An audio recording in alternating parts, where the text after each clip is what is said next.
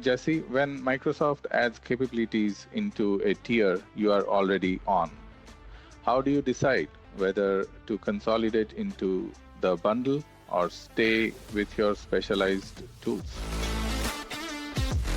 Yeah, so I think for us, historically, Microsoft has always done a great job of making improvements every time they come up with SKUs, new platforms, new capabilities.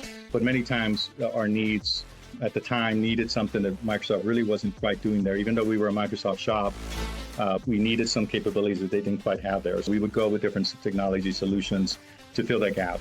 And then so later on when Microsoft would either come up with that capability with existing platforms, or they would add another one, then we would be able to just look at and say, okay, now that they've added this capability, to this SKU or this tier, can we remove the gap that we had with another third-party product as an example?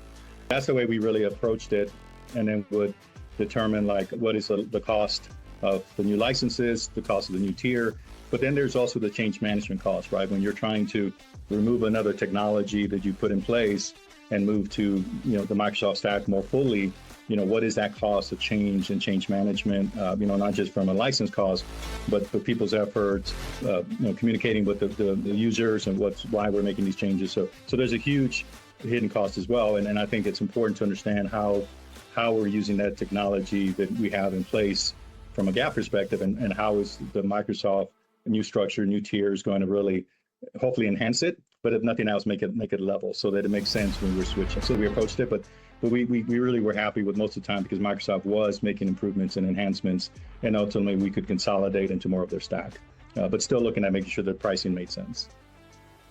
Thank you, Jesse. So, what I took out of it is that balance between consolidating all the tools and the huge switching cost. That's the real key.